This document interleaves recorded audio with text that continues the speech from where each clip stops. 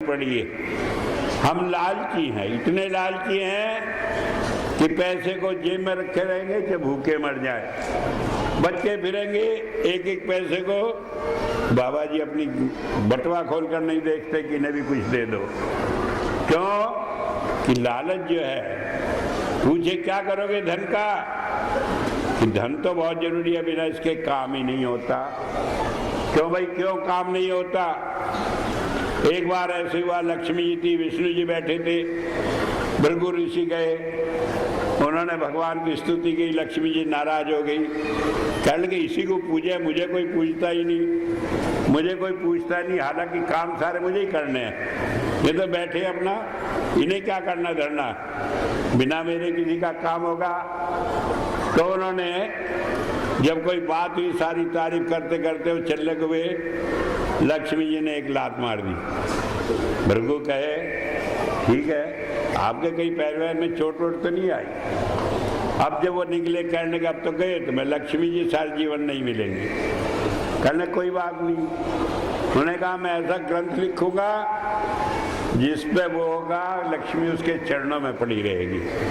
भृगु संगीता लिखी, और आज भी भृगु संगीता का जाननहार, उसकी बात कहीं गलत नहीं होती, उसकी वाणी में अमोघता होती है, उसे कहीं किसी चीज की इच्छा बाकी नहीं रहती। तो क्या होता है संत का वाजे, जितनी भी हमारी इच्छाएं हैं, जितने फल मन वाछड़े, कितने सतगुरु पास, कितनी कल्पना कर ले, कितना ही आप सोच लें, कितना ही मन की दौड़ लगा ले, सारे गुरु के पास। लेकिन हमें मांगने की जरूरत नहीं, मिलता है मांगने से भी, लेकिन मुश्किल ये हो जाती है जब मांगने से मिला तो फिर हमारी ये लालच बढ़ जाती है, फिर हमारा आदत बढ़ती चली जाती है। मुझे अपने जीवन में कई बार ऐसे मिले, उदाहरण की लोगों की एक बात पूरी हुई, दूसरी दूसरी तीसरी तीसरी चौथी, और आखिर में एक दफे कह दिया आपके क्या कमी है, आप कहां से कंजूस हो गए? मैं कहा मैं तो कंजूस नहीं हुआ, लेकिन तुम तो छलनी हो, तुम्हारा पेट भरेगा कैसे? सवाल इस बात का कि हम पात्र तो बने लेने के लिए, उसके बाद देने की कमी नहीं, मांगने की जरूरत नहीं पड़ती, सारे काम अपने आप हो जाते हैं। तो इसलिए कहा वाजे वाजे हवा महे। क्यों? मैं सारी चीजें प्राप्त कराता है। क्यों कराता है? कि अगर हम इन इच्छाओं में फंसे रहे, इन वासनाओं में फंसे रहे, तो माफ करना, मुक्ति मुक्ति की बात बहुत दूर की है। क्यों? भूखो भजन न होए गोपाला, ले लो अपनी कंठी माला। एक दिन तंग आकर आदमी कही देता है, कहने लगे मेरे से भजन वजन नहीं होता, मैं कहाँ तक मरता भरता रहूंगा, कहाँ तक दुनिया की सुनता रहूंगा, कि फिरे गुरु जी के पीछे, न बच्चे का ख्याल, न घर का ख्याल, न किसी बात की परवाह। तो संत देखता है उसे भी, लेकिन कब देखता है? जब देखता है वो उसके हित के लिए हो। घी बहुत अच्छी चीज है, ताकत देती है, लेकिन वैद्य देखता है कि कहीं ऐसा ना हो ज्यादा घी खा के घी से ही मर जाए। वजह यह है कि वो ताकत बर्दाश्त ही न करे। वो हमारा जर्फ देखता है, वो हमारी हिम्मत देखता है, और जब देखता है कि इसमें समा सकता है, तो उसके देने की कोई सीमा नहीं है, अनंत है। कभी आप सोच नहीं सकते, दुनिया भर की कोई चीजें हम कल्पना भी नहीं कर सकते कि ये होगी। मैं नहीं देता उदाहरण, सारी जिंदगी देता रहा। अगर किसी को जब नहीं यकीन आया तो अब क्या आएगा, और जब आएगा तो अब एक ही बात से आ जाएगा कि अगर आप उस पर विश्वास रखेंगे तो आपको जिंदगी भर किसी चीज के लिए सोचना नहीं पड़ेगा, कोई चीज आपकी मिसिंग नहीं रहेगी, कोई चीज की इच्छा नहीं रहेगी। क्योंकि वो इसलिए आपके लिए नहीं करता, वो करता है अपने लिए। क्योंकि अगर आपकी इच्छा बाकी रहेगी तो आपको मोक्ष नहीं मिलेगी, अगर आपको मोक्ष नहीं मिलेगी, उसे आगे नंबर कट जाएगा, कहने लगे तुम जीवों को पार नहीं कर सके, तुम्हें भेजा था, तुमने क्या काम किया। वो अपने लिए देखता है, उसका काम है। कहा वेदों में सखाए इंद्रम ऊतये, क्यों करता है वो सारे काम? सखाए, मित्रता से, सखा भाव से। क्या सखा भाव है? कि हम सब परमात्मा के बच्चे हैं और उसने भेजा संत को कि बच्चे हैं, ये तुम्हारे भाई, ये छोटे हैं, ना समझ है, ये कुछ भी समझ लो, ज्यादा समझदार है, क्योंकि संत तो बेवकूफ है उनके सामने। लेकिन उसके बावजूद भी वो कहता है कि तुम्हारे भाई है, इनकी देखभाल करो।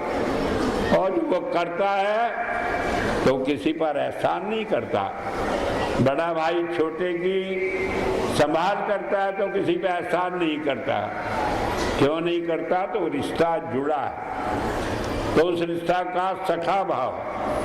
परमात्मा क्या, हम सब जीव हैं, हम सब भाई हैं, एक परिवार के आदमी। और जब हम एक परिवार के हैं तो एक दूसरे की सहायता करना, संत का इस काम को संभाल कर भेजना कि वो इंद्रियों की रक्षा करे, वो उस पर किसी पर एहसान नहीं करता। माफ करना, मैं आपके लिए कुछ कर रहा हूं तो आपका कुछ नहीं कर रहा, मैं तो अपने लिए कर रहा हूं, क्योंकि मैं उस मालिक की, जिसने मुझे ये काम सौंपा, उसकी नज़र में सोचता हूँ थोड़ा सा और ऊपर रहूं, कि वो कहे कि हाँ, किसी के साथ भेदभाव नहीं किया, जहाँ तक हुआ उसे संभाला, जहाँ तक हुआ उसका गाइडेंस दिया। ठीक है, कोई ना समझे तो उससे ये थोड़ी हो जाता है कि हम उसे कुछ दया न करें। कई बार आदमी कहते हैं हम अच्छे होंगे तभी दया करेगा। अरे अच्छे को तो सभी करते हैं। संत तो आए ही उनके लिए जो अच्छे बन नहीं सके, जो मन के चक्र में पड़े हुए, जो कि इस काल के चक्र में, इस भंवर चक्र में पड़ गए।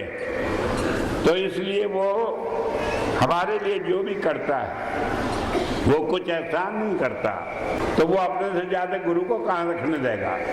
फिर तो मन अपनी बात करेगा, फिर तो मन हमें मनमुख बना देगा, वो गुरुमुख कहाँ बनाने देगा।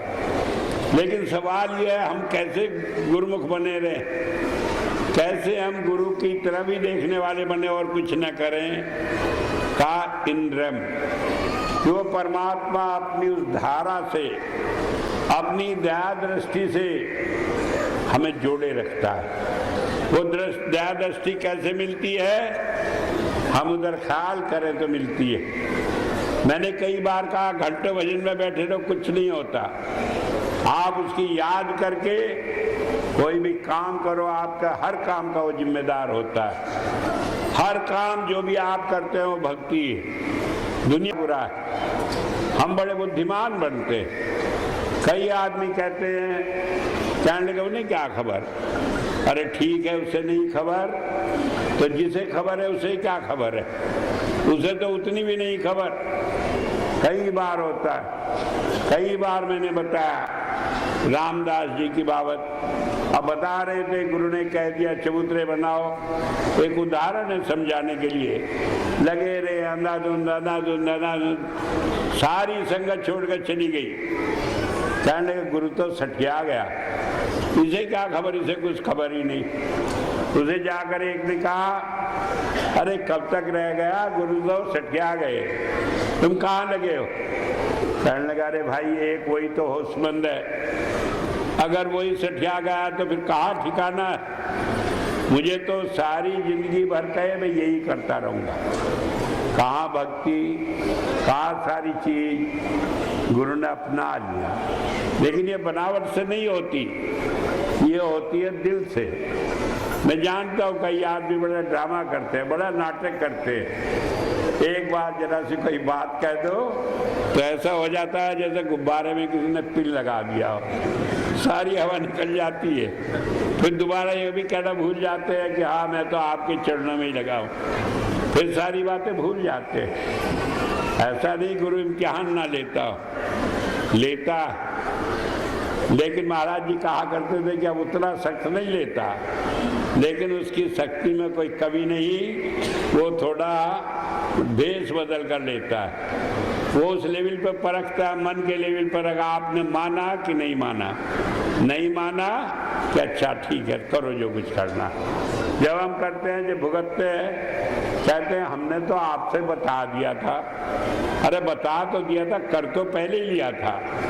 जब पहले तुमने सारे काम बता दिए और आगे आशीर्वाद लेने कहने लगे, ये तो दोनों का बहू का लड़के का लड़ाई रोज लड़ने लगी। हम तो जब शादी करे आपसे आए थे आशीर्वाद लेने। अरे आशीर्वाद लेने जब आते मैं कहता छोड़ दो इसे, तलाक दे दो। आना तो जब था जब पहले पूछना था, जब तो पूछा नहीं, जब तो बुद्धि अपनी, जब तो देखे कितनी दहेज देगी, जब तक देखे रंग रूप भी अच्छा नहीं है लड़की का है कि नहीं है, जब तो 1000 बात देखेंगे। और जब आते ही वो चुटिया फाड़ेगी सास की और सास की खटिया बाहर डालेगी, तब गुरुजी के पास आएंगे। भाई क्यों आए? कहने का आपसे आशीर्वाद लेके तो कुछ हुआ ही नहीं, सारे काम बिगड़ गया। अरे जब लेना था जब लिया नहीं, जब वो कुछ कर नहीं सके था, उसे तो यही कहना था जो कर लिया सो अच्छा। तो इसलिए एक बात याद रखो कि जो गुरु कभी कहे सोचो मत, अगर सोचा तो काल ने दबोचा, फिर नहीं छूटता, फिर कोई रास्ता ही नहीं है। रास्ता सिर्फ वही है कि कहना मानिए। हो सकता है उस वक्त दुनिया की नजरों में मालूम पड़े दिक्कत है, लेकिन वो दिक्कत भी किसी कर्म को कटवाने को है। वो जानता है दिक्कत आएगी, वो सारी बातें जानता है, लेकिन उसके बावजूद भी वो सारी हालत में हाथ दिए रखता है, जीव को संभाले रखता है। नहीं मालूम पड़ता वो प्रत्यक्ष में, लेकिन वो हमारे साथ रहता है हर घड़ी। वो हमें छोड़ता नहीं, शरीर से हमारे साथ, लेकिन उसके बावजूद भी वो सारी हालत में हाथ दिए रखता है, जीव को संभाले रखता है। नहीं मालूम पड़ता वो प्रत्यक्ष में, लेकिन वो हमारे साथ रहता है हर घड़ी। वो हमें छोड़ता नहीं, शरीर से हमारे साथ होना हो, परमात्मा की उस शक्ति के द्वारा वो हमारे साथ रहता है। हुजूर कहा करते थे कि जिसकी जिससे मुखलाई हो गई, सगाई हो गई, उसे तो ब्याह के ले ही जाना। तो जब हम गुरु की शरण में चले गए, वो हमारा हो गया, हम उसके हो गए, तो छोड़ना तो उसने नहीं है। लेकिन बीच में झगड़े क्यों करो, बीच में क्यों दहेज के मुकदमे लगवाओ, बीच में क्यों जूता पजरी करो? अरे चुपचाप कहना मानो और ठीक रास्ते पर चलो। एक में नहीं, अनेक में, अनेक में नहीं, हर एक काम में आपको ये सोचना पड़ेगा कि हम कोई भी काम कर रहे हैं उसको, और फिर हम इस हरदोई को संत कृपाल नगर बना सके। हम कहते हरदोई रही होगी, लेकिन उससे पहले सांडाली ऋषि की भूमि भी तो रही, उसे लोग भूल गए, हरदोई याद है। लेकिन अब इस हरदोई को, अब इस संडीले को संत कृपाल नगर से ही सारी दुनिया जानेगी, और एक दो नहीं, हिंदुस्तान नहीं, सारा संसार जानेगा। क्योंकि जब इसकी महक, इसकी खुशबू सारी दुनिया में फैलेगी, तो किसी की ताकत नहीं कि वो भुला दे कि हरदोई जो कभी हरद्रोही हुआ करता था, अब संतों का निवास है, संतों की भूमि है, संतों का जिला है। और इस तरह से मैं आपको मुबारकबाद देता हूँ कि आप सारे मिशन में लगे, क्योंकि कहा है खुद पिए और अन्न पिलाए, नाम का प्याला अपने आप भी पिए और दूसरों को पिलाए। आप मुबारक हैं। और इसके साथ ही मैं अपनी बात को समाप्त